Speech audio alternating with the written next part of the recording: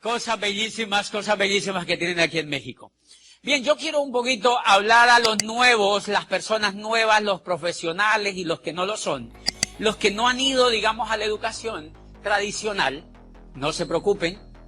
No se preocupen, los que han hecho profesiones, los que tienen trabajos, los que son doctores, los que son abogados, los que tienen todos estos tipos de oficios, este negocio es para ustedes, este negocio es para ustedes, es para todos, por una sencilla razón. Miren, yo no quiero que les pase a ustedes lo que me pasó a mí hace 15 años, a mí me invitaron al negocio, 15 años. Cuando el negocio acababa de llegar a Colombia, a mí me invitaron a que yo entrara al negocio, yo entré al negocio. Pero tuve, digamos, el inconveniente de que no me puse de manera seria a examinar la información del negocio. No me dieron información del negocio, o quizá yo no fui lo suficientemente juicioso para decirle a la persona que me invitó que me diera información del negocio. Entonces, para muchos de ustedes, para los nuevos, para los que están aquí reencauchados o reinsertados en el negocio, o los que vienen, digamos, en un proceso que no les ha permitido calificarse todavía, puede ser bien importante este seminario porque cuando yo ingreso al negocio yo no tengo contacto con lo que hizo que yo hiciera el negocio de manera seria en la segunda etapa. A los 9 años volvieron y me invitaron al negocio. En la historia se van a dar cuenta, a los 9 años volvieron y me invitaron al negocio y yo llevaba 9 años trabajando para otro. Por idiota. Porque no fui capaz de pedir información correcta. Y miren lo que encontré en la segunda etapa cuando entró al negocio. Una cosa que me impresionó, yo no tenía ni idea, por ejemplo, miren, yo había estudiado pues todo lo que la mayoría de la gente estudia. Yo había ido al jardín, al antejardín, había ido a la media vocacional, había ido al colegio, había ido a la universidad y había hecho posgrado. Y yo no sabía de un pequeñísimo detalle. Miren el gran problema que nos está pasando a toda la gente en el mundo. El gran problema que nos está pasando a toda la gente en el mundo, pero que a la vez se convierte en una oportunidad, es que a esta generación que nosotros, la gente que vivimos hoy, la era que vivimos hoy, la gente que estamos vivos hoy, nos tocó una cosa que no le tocó a los demás. Y yo quiero que ustedes entiendan ese mensaje en este seminario, o que traten de entenderlo, porque es lo más grueso que tiene el mensaje del negocio que ustedes están haciendo. ¿Cuál es ese mensaje? Es que miren, la gente que vivió antes que nosotros nació y se murió en la era industrial. Ellos nacieron y se murieron en la era industrial.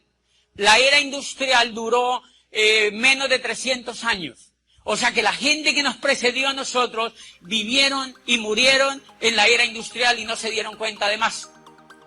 Los abuelos, los tatarabuelos y las generaciones pasadas vivieron y murieron en una era que duró 10.000 años. La era agrícola. La era agrícola duró 10.000 años. Y la era que le siguió a la era agrícola, que fue la era industrial, se desmoronó en menos de 300 años. Y adivine a quién le tocó el desmoronamiento. A nosotros. A nosotros nos tocó el desmoronamiento de la era industrial. Y a nosotros nos tocó vivir una cosa. Yo había estudiado esos 25 años y yo estaba convencido que no estaba pasando nada. Hasta que entré a este negocio y leí una cosa que me impactó. El mundo ya ha asimilado la idea de que terminó la era industrial y de que entramos oficialmente en la era de la información. Dicen los negocios como General Motors y Ford Motor Company hacen parte de la era industrial. Las franquicias como Meo Box y McDonald's y todo lo que oímos de franquicias son la frontera entre la era industrial y la era de la información. Dice, y el mercadeo en red es la auténtica demostración del nacimiento de la era de la información. O sea que yo había hecho carreras y había estudiado, adivinen, para trabajar ¿en qué? En la era industrial. La era industrial se empezó a acabar en 1959. Y en 1991 yo ingreso a la Facultad de Derecho a estudiar Derecho para trabajar, adivinen qué era, en la era industrial. Y después uno dice que qué será lo que me pasa. Y después uno sale quejándose de que qué será lo que me pasa. ¿Qué es lo que ocurrió? Que el flujo del dinero cambió sencillamente. Antes estaba en la era agrícola, después el flujo de dinero está en la era industrial y ahora el flujo de dinero está en la era de la información. Pues señores invitados, hacer el negocio de Amway, hacer este tipo de negocios hoy en día no es opcional.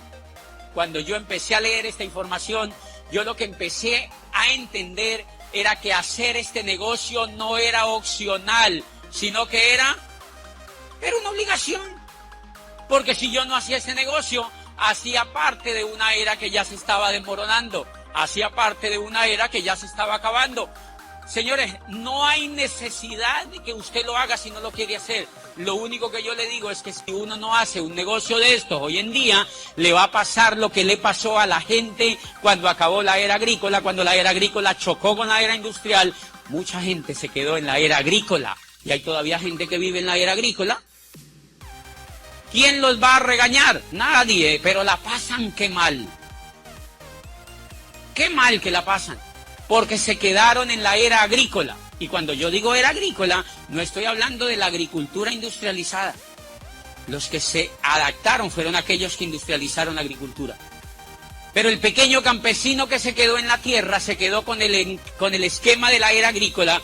Y a mal que la pasa, esa persona es muy difícil que pueda salir adelante, porque ya se le pasaron dos eras. La era agrícola, se le pasó por la era industrial, y ahora ya está en la tercera era, que es la era de la información. Este negocio me hizo descubrir esa información.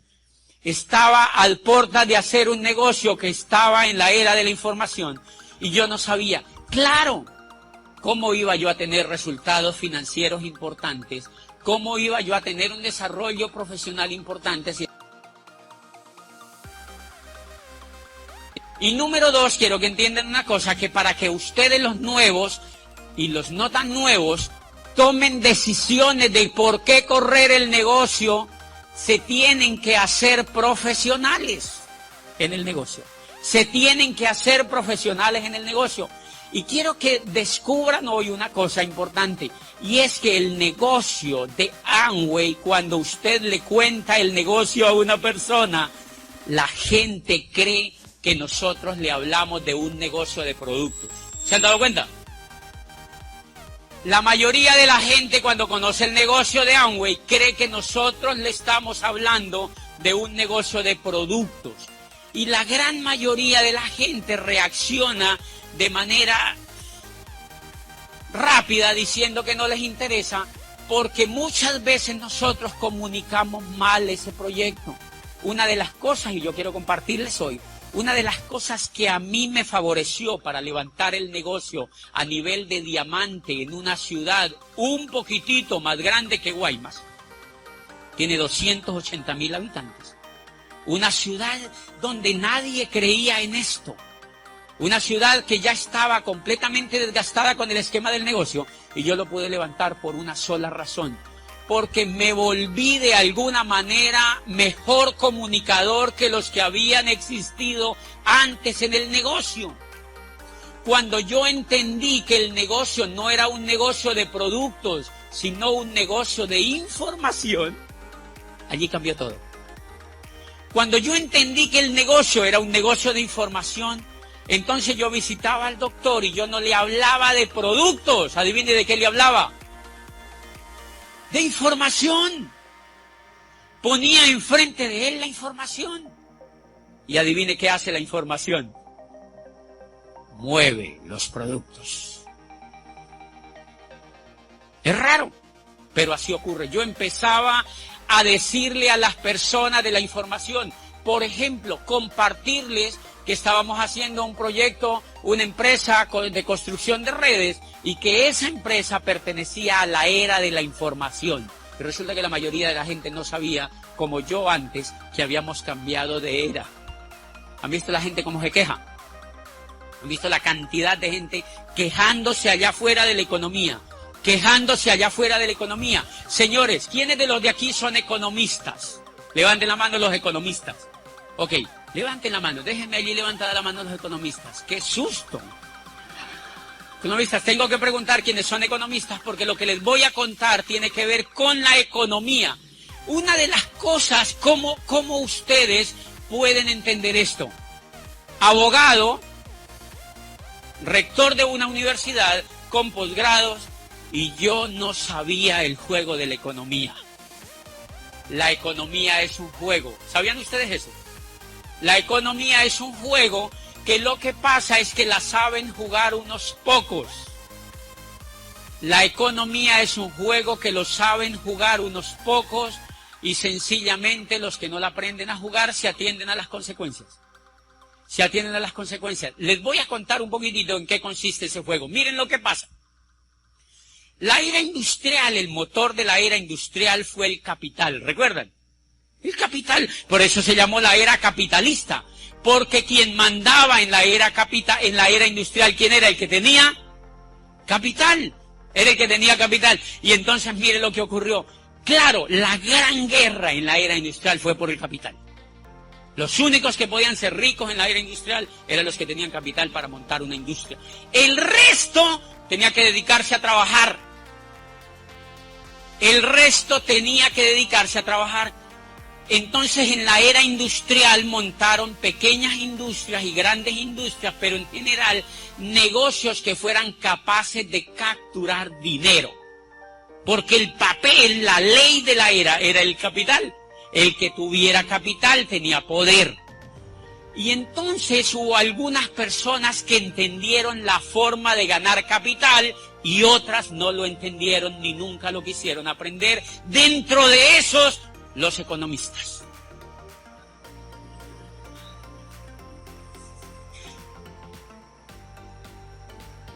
Qué susto, ¿verdad? Esa afirmación. Porque miren, ¿qué fue lo que pasó? Miren lo que ocurre, el modelito de la era industrial. Cuando el modelo, no solamente la educación tradicional, sino todo, lo que educa, que es la tele, que es la gente, que es la asociación, que son las relaciones entre nosotros mismos, todo eso educa, no es solo la escuela, todo educa. ¿Cómo empezó a funcionar eso? Miren, recuerden que la era industrial se raptó muchas de las cosas privadas que nosotros teníamos. Antes de la era industrial, adivinen dónde cuidaban los enfermos. En la casa. Pero alguien, un capitalista, armó una cosa que se llamó hospital.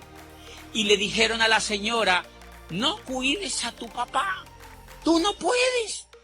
Ándate a trabajar y yo te lo cuido.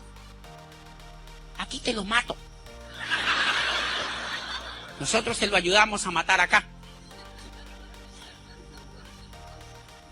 Entonces mandaron a la señora a trabajar y ellos armaron un negocio para cuidarle al papá. Antes los enfermos los cuidaban en la casa. Yo les hago una pregunta. ¿Dónde creen que se cura más rápido un enfermo? ¿En la casa? ¿Sabían ustedes que el mayor flujo de enfermedades son enfermedades que tienen relación con problemas emocionales, con problemas de afecto, con problemas psíquicos, con montones de cosas que vienen del cerebro? No se imaginan la cantidad de sanidad que hay cuando hay afecto. Imagínate uno bien enfermo físicamente y que se lo lleven a una fábrica de esas. ¿Vieron cómo armaron los hospitales? Como fábricas. Como fábrica. Y uno llega, ¿han visto lo que hacen con un enfermo? ¿Tienen anestesia? No, sin anestesia. O sea, el campo de la salud se volvió cruel. Se volvió cruel porque todo el mundo empezó a demandar ese servicio que se llamó salud y armaron fábricas. ¿Qué hicieron los ricos de la mayoría de ciudades? Yo me voy a armar otra clínica. Entonces armaban una clínica aquí y le ponían otra clínica al lado. Clínicas, clínicas, clínicas, porque ese era un gran negocio. Señores, ¿quieren que les diga una cosa? Apenas empieza a terminarse la era industrial, a mí me impresiona en Colombia lo que está ocurriendo. Hay programas enteros del sector salud donde hacen que las personas les instalan los aparatos en la casa y los vuelvan a cuidar en la casa. Porque por un lado están saturados y por el otro lado han admitido que es mucho mejor que los enfermos los cuiden en la casa. ¿Qué pasó con la educación? Con la educación pasó igualitico. Antes de la era industrial, la educación la hacían con profesores personalizados. Entonces, cuando tú tenías un niño, ¿quién lo educaba? Un profesor que sabía, normalmente a veces la mayoría de veces era gente exitosa, que educaban a niños y que iban a educarlos a la casa. ¿Y quiénes eran los únicos que podían pagar eso? Los ricos. Los pobres no podían educar a los hijos porque los ricos podían pagar eso. ¿Ok? Y así Aristóteles, por ejemplo, fue llamado por Filipo de Macedonia para que educara a Alejandro Magno. Entonces el profesor de Alejandro Magno fue Aristóteles. Y Aristóteles le mostraba al pequeño Alejandro el mundo que él podía conquistar cuando fuera el rey de Macedonia. O sea, literalmente la educación le dañó el coco a Alejandro Magno. ¿Qué pasa hoy con nuestros niños? Nosotros los mandamos a una fábrica que se llama educación para que los eduque un empleado. Miren el cambio que tuvimos. Los padres tienen los niños, le dijeron a la señora, tranquila, tenga los niños, váyase a trabajar y nosotros se los educamos. Y los profesores son empleados. ¡Qué susto eso! Los profesores son empleados, entonces ese empleado no tiene la capacidad de dañarle el coco al niño. Porque el empleo, señores, fue el estadio en el que evolucionó la esclavitud. Qué pena, pero así fue. Yo por eso dije eso hace rato. El empleo fue la evolución de la esclavitud. Recuerden que antes de la era industrial, la gran mayoría y mucho al comienzo se trabajaba a través de los esclavos.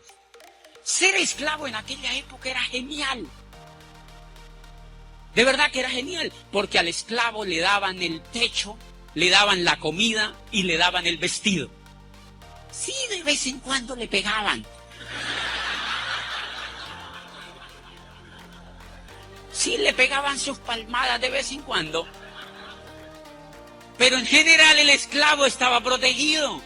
Miren lo que hicieron cuando empieza la era industrial. Los liberaron y les dijeron que ahora eran libres y que ahora se tenían que poner a trabajar como empleados. Porque no era negocio mantener toda esa gente, darle ropa, techo y comida. Entonces al señor le dijeron, váyase a trabajar donde otro y yo te pago. ¿Cuánto? Lo que a mí me dé la gana. Pero eso sí, eso que yo te pago, tú te lo vas a gastar en cultura, en educación, en ropa, en salud y en vacaciones. Y a la gente le empezaron a pagar tan poquito que montones de gente empezó a morirse de hambre en las calles de Florencia, de París y de Roma. Y la gente se desesperó por la miseria que había y empezaron a hacer guerra contra las empresas y apareció la primera revolución del trabajo. Los trabajadores quemaron las fábricas, señores. En Inglaterra acabaron con las fábricas porque la dignidad de la gente era tocada. Y entonces apareció el Estado y les dijo, señores empleadores, señores capitalistas, ustedes sí pueden tomar empleados. Pero de ahora en adelante no les pueden pagar lo que ustedes quieran. A partir de ahora ustedes mínimo les tienen que pagar el salario mínimo. Y ese es el surgimiento del salario mínimo. O sea, al menos les tienen que pagar para que a esta gente no vaya a fallecer. Por eso el salario es como un tanque de oxígeno para que uno al menos respire. para que al menos le alcance a uno para ir a vender el cuerpo.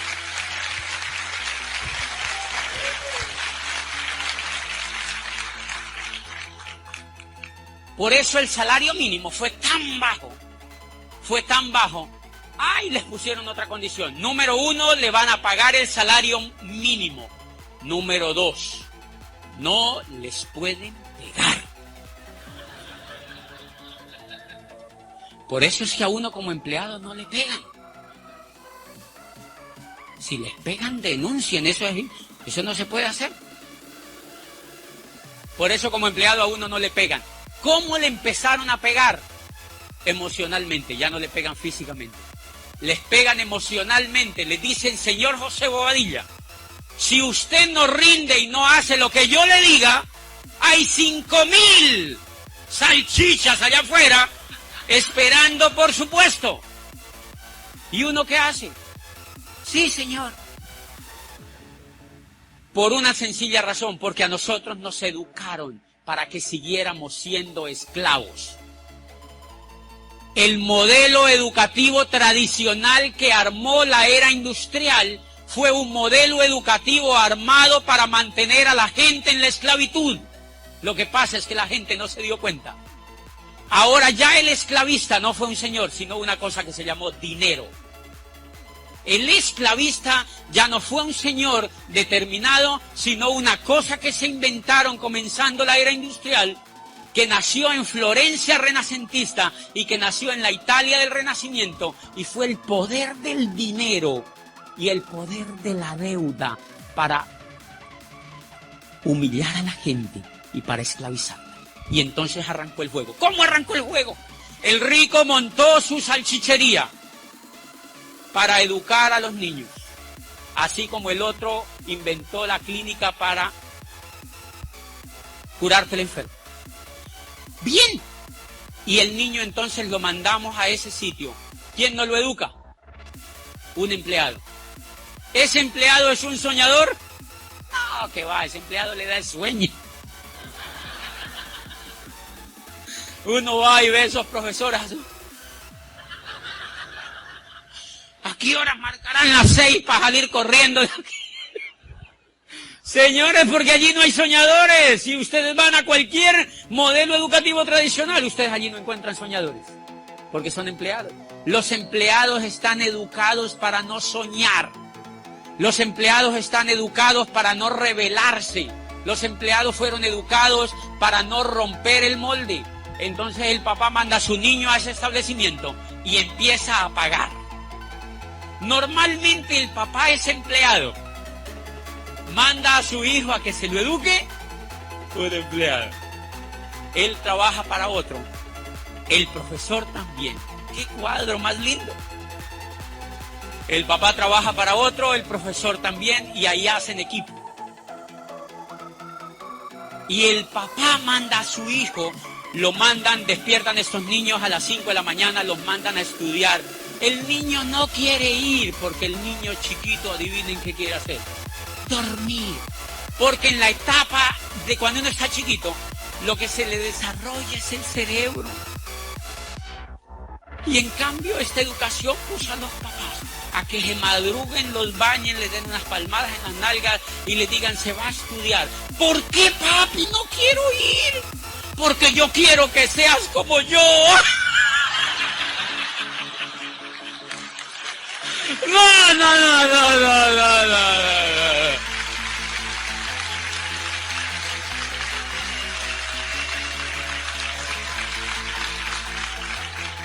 Porque yo quiero que seas como yo. Al niño lo único que le falta decir es, papi, hello. Hello. Señores, los niños se están rebelando hoy en día con la educación. ¿No se han dado cuenta? ¿Saben por qué los niños no quieren estudiar hoy en día? Los niños no quieren estudiar hoy en día porque no les convence el estilo de vida que llevan sus papás. Porque ellos ven todo eso. No les convence el estilo de vida que llevan sus papás. Pero lo más lindo es que metemos a los niños, lo más cruel es que los metemos en un juego increíble. Mandamos al niño al jardín. ¿De quién es el jardín? ¿De un pobre o de un rico? Normalmente no es ni de un pobre ni de un rico, pero es de alguien que tiene más dinero que uno. Y mandamos el niño allá y nosotros nos vamos a trabajar. Hacemos cosas tan absurdas sin pensarlas, porque nunca nos enseñaron a criticar ni a cuestionar nada. Y entonces mandamos el niño allá y el papá va y trabaja y gasta esa plata pagándole a otro que es el dueño del colegio, del jardín del niño. Allí se va la plata que el papá gana. Después lo mandamos al colegio, a la escuela, a que le enseñen a ser quebrados. Yo quiero preguntarles a ustedes, ¿para qué rayos les han servido los quebrados? Para quebrarlos, ¿verdad? Para mantenerlo a uno quebrado. Todos los que nos jorobaron la vida con quebrados, aprendiendo a dividir, a multiplicar, sacándole la hipotenusa a una lonchera. Pero no tenemos para hacer el mercado. Porque a esta gente no le importa la información ni tu futuro. Le importa que dejes el dinero allá. Porque están en la era industrial, señores. Un modelo de la era industrial. El papá va y deja el dinero allá y le deja también el muchachito para que le dañe el coco allá.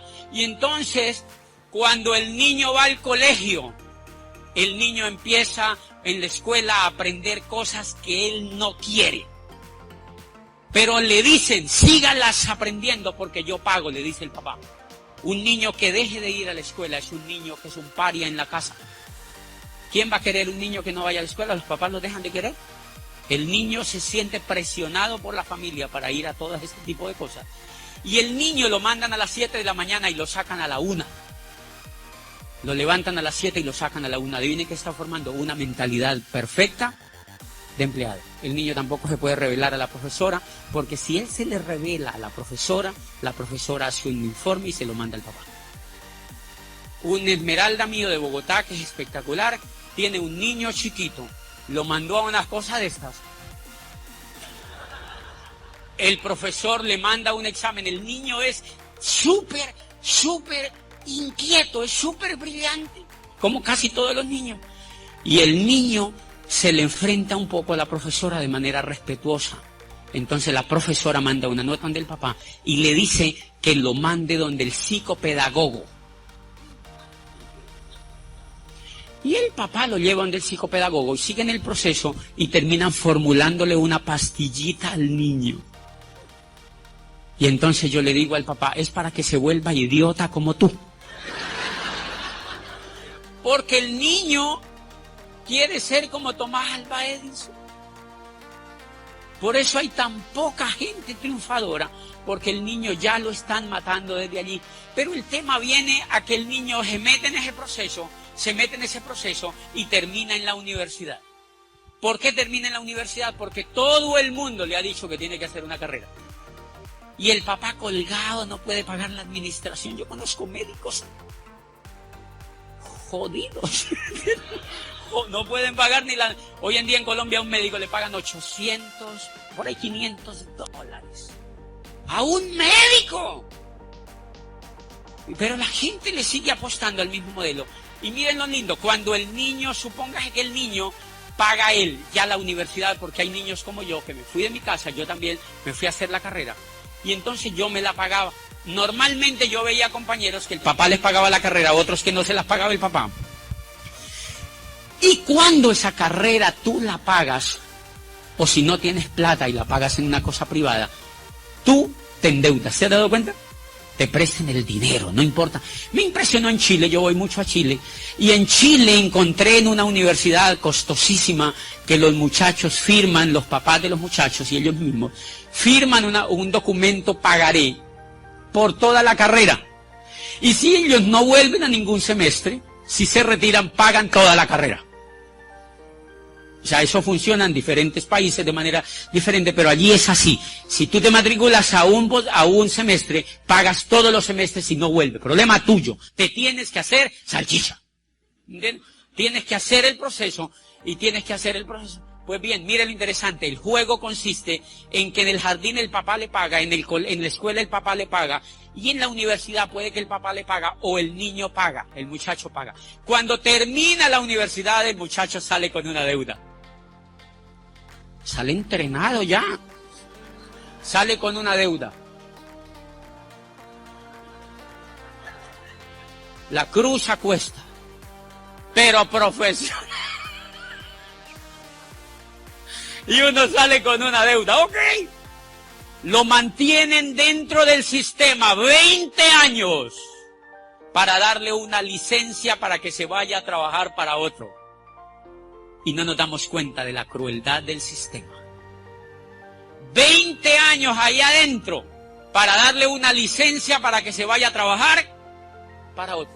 Yo recuerdo que cuando graduábamos gente en la universidad, yo era rector, qué cruel fui. Y se subía la gente a este escenario, los muchachos a graduarse. Yo no había leído lo que he leído hoy con este negocio.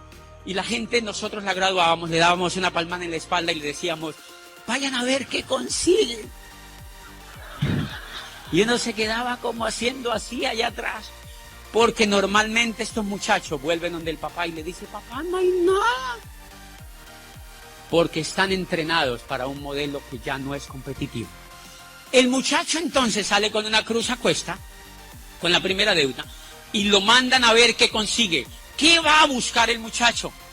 Trabajo. A él no se le ocurre generar riqueza, sino que se le ocurre conseguir trabajo. Uno dice, y con esa cabezota que tiene, es increíble, se les ocurre buscar trabajo y se van a buscar trabajo porque ellos se han dado cuenta que el papá trabaja, que la profesora trabaja, que todo el mundo en el entorno trabaja y que normalmente son empleados. Él se va a buscar trabajo, perfecto, va y consigue trabajo. ¿Quién le da el trabajo? ¿Un rico o un pobre? ¿Un rico? Los pobres no dan trabajo. El rico le da un trabajo a ese muchacho y el muchacho se emplea. Y entonces el rico se asegura de pagarle lo menos posible para que ese muchacho jamás se haga rico. Le paga poco. Le paga poco. Y el muchacho empieza a cobrarle a la empresa. Le llega su sueldo mensual. Y el muchacho tiene un sistema educativo que es increíble. Y es que él llega a la casa en las noches a ver televisión. Normalmente los papás ya lo echan porque ya tiene trabajo. O él se va de la casa y se va a alquilar un departamento para él. ¿De quién es el departamento? De otro rico. Le pagaron a la universidad de un rico, salió con una deuda, él salió entrenado para trabajar en la escuela, en la empresa de un rico, no tiene dónde vivir, no tiene plata para comprar, entonces alquila el apartamento de un rico. Y como él ya tiene plata, entonces sale al centro comercial y ve plasma, Samsung, Sony. ¡Guau! ¡Qué plasmas tan grandes! Y se compra el más grande. Y va y lo pone en la sala de su casa. Y cuando él sale cansado de trabajar, va y se sienta en el televisor. Y el televisor lo dice. ¿De quién es el televisor? De otro rico. Compra el televisor de otro rico y el televisor le dice que tiene que comprar y dónde lo tiene que comprar. ¿De dónde son esos supermercados? De otro rico. Entonces él gana la plata y va y compra a ese supermercado y de pronto ve que no le alcanza el dinero. ¿Alguien se ha dado cuenta de eso? Uno dice, es increíble, no me alcanza el dinero. Al 98% de la gente jamás le alcanza el dinero. Entonces él va en la noche un poco triste al televisor y se sienta y ve la novela, el televisor le dice, el televisor le dice, mira, compra esto, compra esto. Y el muchacho le dice, televisor, no tengo plata. ¿No has visto que voy a trabajar, me pagan esto y no me alcanza? Y voy y merco y me falta plata. Y el televisor, tranquilo. Tenemos American Express, Diners, Visa, Mastercard. Y el muchacho dice, ¡ay, qué país más lindo! Y al otro día está en un banco haciendo una cola para que le den una Visa, una Mastercard o una American Express. ¿De quiénes son esas cosas? De otro rico, señores. De otro rico, y ahí el muchacho está entrenado para hacer un juego genial. Va y saca la tarjeta de otro rico y entonces va y compra con la tarjeta de otro rico, y él ya siente que está con holgura financiera. Como él sigue viendo televisión, él se da cuenta que no tiene carro. El televisor le dice, cómprate un carro nuevo. Y él le dice, televisor, ya te dije que no tengo plata. El televisor le dice, tranquilo, te lo fiamos. Saca tu carro con cómodas cuotas y te lo fiamos. ¿Quién hace el carro? Otro rico. Y él saca el carro. Él sigue y él se siente como, así me sentía yo, con un estatus ya con carro, trajes, corbatas y tarjeta de crédito. Y entonces yo sigo viendo televisión y sigo comprando y me sigue faltando plata y voy y le digo, voy y vuelvo a televisión. Yo me doy cuenta que estoy viviendo en un piso arrendado. Y el televisor me dice, tienes que tener tu casita propia. Ya vas a tener 2 niños. Tienes que tener tu casita propia, porque a todos nos han dicho que hay que tener una casa propia. ¿Quién pone el aviso en el televisor? Un constructor que vende casas. Y entonces el muchacho le dice, televisor, es que no tengo plata. No te preocupes, te la fiamos a 30 años para que tú las pagues con cómodas cuotas. ¿Qué país más lindo? Y va y toma la casa. Entonces ya le debe a la universidad, le debe a las tarjetas, ya le debe al del carro y ahora le debe a la casa. Tiene 29 años y le han dado 30 para pagar la casa. Cuando ese muchacho termine de pagar la casa, ya no tiene ni próstata.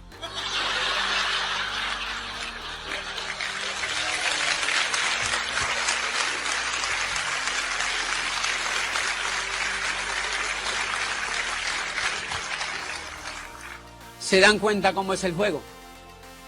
¿Se dan cuenta cómo es el juego? Ese muchacho termina la vida trabajando para otro, jugándole el juego a otro.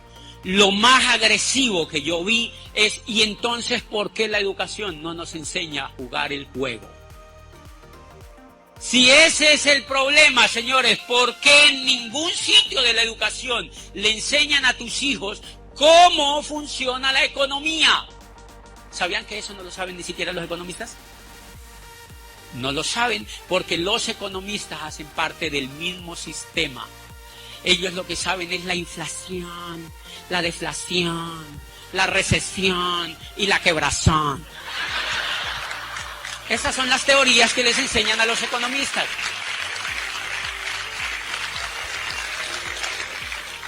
Pero jamás le han dicho a esta gente que esa cosa que se llama economía es un juego que alguien lo manipula, que alguien lo maneja, y ese juego se llama economía. ¿Cuán caro nos cuesta que no nos enseñen a manejar el juego de la economía desde la educación, señores? Por eso la educación que está diseñada, en la que van la mayoría de los hijos, en la que fuimos la mayoría de la gente, es una educación diseñada para ser pobres. Es una educación diseñada para que la mayoría de la gente se quede pobre. Y si no me creen a mí, pues ojalá me crean, pero si no me creen a mí, léanse un libro de Robert Kiyosaki que se llama La conspiración de los ricos, donde dice expresamente que el modelo educativo que impera en todo el mundo occidental es un modelo educativo que lo armaron en los Estados Unidos simplemente y lo exportaron a todos los países, todo el mundo lo copió, que radica en que simplemente a la gente no se le da información financiera. Y el negocio consiste entre más analfabetas financieros formen, mejor. ¿En qué se sustenta la economía norteamericana? ¿En la deuda? Miren los informes, sale el presidente, dice, la gente está consumiendo un poco más y el crédito se ha disparado. O sea, la gente sigue siendo idiota. La gente se está endeudando. ¿Sabían ustedes que en Estados Unidos y en cualquier país de lo de nosotros, si la gente se deja de endeudar, la economía perece? Si la gente se deja de endeudar, la economía perece. Primer mensaje de esta tarde. Este negocio, el que usted ingresó, le va a enseñar a jugar ese juego. Le va a enseñar a jugar ese juego y se lo va a enseñar a jugar mediante audios, mediante libros, mediante CDs, se lo va a enseñar a jugar mediante convenciones, se lo va a enseñar a jugar mediante la asociación. Y eso fue lo que yo descubrí cuando ingresé a este negocio. Señores, en 4 años con este negocio, yo empecé a manejar el juego. Empecé a manejar el juego. Antes, cuando yo iba a mi cuenta, me deprimía. Ahora cuando me deprimo, voy a mi cuenta. Porque aprendí a manejar el juego. Porque aprendí a manejar el juego, señores. Antes me faltaba siempre dinero. Cuando empecé a construir este negocio es fantástico. Cuando lo empecé a construir de manera profesional, empezó a ocurrir una cosa increíble que a la mayoría de la gente no le ocurre. Y es que le sobra el dinero. Te gastas lo que necesitas y el dinero te empieza a sobrar y entras en el segundo problema. ¿Y ahora yo qué hago con esto? Y tienes que aprender a construir riqueza. Tienes que aprender a construir riqueza y es increíble lo que empieza a ocurrir a partir de allí. Yo recuerdo, miren, cuando yo empecé a construir el negocio, yo tenía un carro, es un carro chiquitico así que se llama Sprint, no sé si aquí los han visto, parecen una cucarachita, son chiquitos. Y yo tenía ese carro, me acuerdo mucho que yo me iba a comprar otro, que era un Clio de esos de la Renault, que son bonitos con el rabito así, bien redondito. Y el carro solamente costaba $5,000 más. Y yo lo veía y yo digo, eso es mucho. ¿Para qué le voy a meter plata a eso? Si es que también rueda. Yo no vine aquí a volverme pedante con ustedes, porque esto no es solamente para conseguir dinero, sino para conseguir la libertad. Lo único que les quiero decir es que antes de irme para Europa, fui a un concesionario de la Mercedes y me compré un Mercedes SLK, que es así descapotable.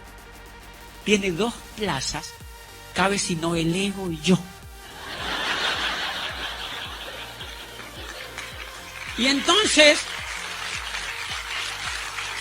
me compré ese carro y yo ya tenía 2 camionetas en mi casa. Entonces yo lo llevo a mi casa con las ganas de vender las otras y yo digo, ay, no las voy a vender, los voy a dejar ahí. Pero hoy cuando yo me subo a esos carros, yo digo, es increíble, yo cómo andaba en esas porquerías antes. ¿Cómo andaba yo en esas porquerías que casi se veía la tierra desde el carro? ¿Qué cambió? La relación que tenía con la economía. La relación que tenía con la economía. Señores, fundamental, este negocio se hace para generar libertad. Este negocio se hace para generar libertad. Una vez un ser humano empieza a generar libertad, ese ser humano empieza a humanizarse y ese ser humano empieza a ser más feliz. Es increíble la felicidad que yo estoy en este negocio. Se ha incrementado en un índice impresionante desde que empecé a entender que el control del juego lo tenía yo. Y es increíble lo que pasa. Edúquense en el negocio, porque las crisis que vienen van a ser aterradoras. La era industrial, como nos tocó el cruce de la terminación de la era industrial y el nacimiento de la era de la información, el empleo cada vez va a ser más degenerado. Cada vez el empleo va a ser más degenerado. Les pongo un ejemplo. En Chile aprobó el gobierno una ley que permite contratar a los muchachos que salen de la universidad sin pagarle prestaciones sociales. Legal. 0 prestaciones sociales. Yo no sé si en México ya hay atisbos de eso. Pero para acá viene todo eso porque eso se lo copian. Chile es el espejo de las leyes en América Latina porque es la tierra de don Andrés Bello. Entonces los congresistas, por no usar el coco, copian las leyes. Dicen, ay no, eso allá ya funciona, traigámosla para acá. Normalmente eso lo empiezan a copiar y en Colombia lo copiaron, ya está en Colombia y lo usan a través de cooperativas. La gente la contratan a través de cooperativas para pagarle 0 prestaciones sociales. El regreso de la esclavitud otra vez. Señores, es imperativo aprender a tener un negocio propio. Y entonces yo quiero, ¿quién me da tiempo, por favor, de los que manejan el asunto? ¿Quién? Es que sí, pero no se ve nada. Ok, ya estoy aquí. ¿Quedan claras esas 2 cosas? Número, el juego de la economía. Por eso yo entendí que no tenía que perder el tiempo.